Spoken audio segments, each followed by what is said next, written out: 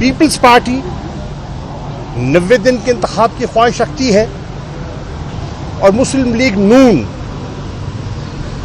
60 दिन के इंतखाब की ख्वाहिश रखती है। और मौलाना फजल रहमान जो कि पीडीएम के सरबराह हैं, वो आज भी कह रही हैं कि दुबई के मामलात पर उन्हें एतमाद में नहीं लिया गया। एएनपी के सदर एमएल वली साहब ने एक्यूज किया है जेयूआई के गवर्नर को कि वो खैबर पख्तूनख्वा में अपनी जमात के लिए माहौल साजगार बनाने की कोशिश कर रहे हैं, यानी कि एएनपी के मफादात के बरक्स वो काम कर रहे हैं। तो ये एक आपको जो हुकूमती इस वक्त जो टोला है, उनकी सोच और उनकी जो सियासी दरारें हैं, वो आप जैसे जैसे इंतखाबात करीब आ रहे हैं वो वाज़े होती दिखाई दे रही हैं कि आईएमएफ के एग्जीक्यूटिव बोर्ड ने जो पाकिस्तान का स्टैंड बाय एग्रीमेंट है उसकी मंजूरी दे दी है और $3 अरब की जो ब्रिज फैसिलिटी है वो पाकिस्तान को दस्तयाब होगी 3 किस्तों में। अब 3 किस्तों के अंदर जो काबिले गौर चीज़ है, एक तो है उसका फाइनेंशियल, लेकिन उसकी एक पॉलिटिकल पहलू भी मुझे दिखाई दे रहा है। और वो क्या है? और वो ये है कि 3 किस्तें होंगी। पहली किस्त मिलेगी मौजूदा हुकूमत को, दूसरी किस्त मिलेगी केयर टेकर सेटअप को और तीसरी किस्त मिलेगी इलेक्टेड गवर्नमेंट को। यानी कि इस फैसले में इंतखाबात को एक बड़े सटल तरीके से परो दिया गया है और ये काबिले गौर और काबिले जिक्र चीज़ है। आप तहरीके इंसाफ को नुमाइंदगी दीजिए। अगर हम नेशनल असेंबली में नहीं हैं तो सेनेट में तो मौजूद हैं।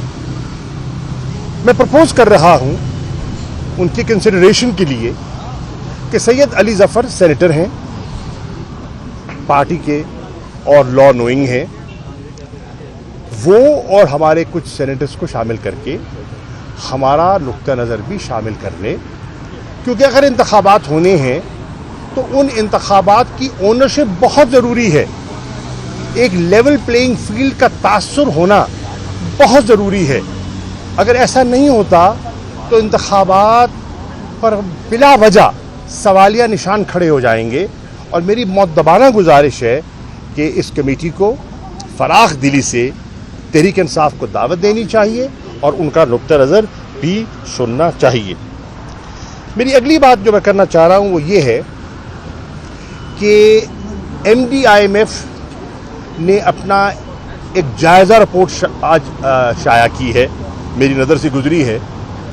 उस जायज़ा रिपोर्ट में उन्होंने स्टैंड बाय एग्रीमेंट के साथ बहुत सी कंडीशनैलिटीज़ का जिक्र किया है कि अगर स्टैंड बाय एग्रीमेंट ने पाया तकमील को पहुंचना है तो आपको ये इस्लाहात करनी होंगी, यानी कि आपको ये इक़दामात उठाने होंगे।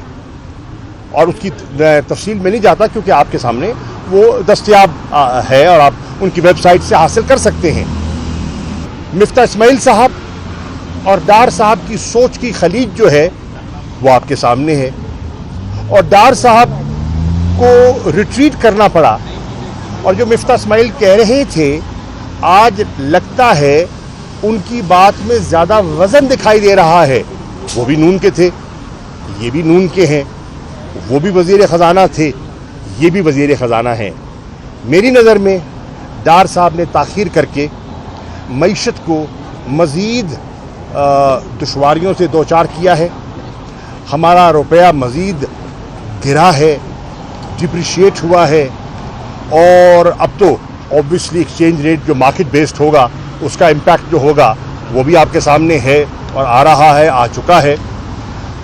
इंतखाबात में लेवल प्लेइंग फील्ड बहुत ज़रूरी है। ये तासुर के एक किसी खास टोले की तरफ झुकाव है, ये मुल्क के मफाद में नहीं होगा, ये जमहूरियत के मफाद में नहीं होगा, ये जमहूरी इदारों के मफाद में नहीं होगा। इसलिए ये वक्त है बड़ी फहम व फरासत का, ये वक्त है स्टेट्समैनशिप शो करने का, ये वक्त है लीडरशिप शो करने का। और मैं तवक्को करता हूँ कि पाकिस्तान के जितना जी शऊर तबका है वो मिलकर हमारे हम कलाम होगा, ताकि इस मुल्क में आइन के मुताबिक फ्री, फेयर और क्रेडिबल इलेक्शंस होने चाहिए।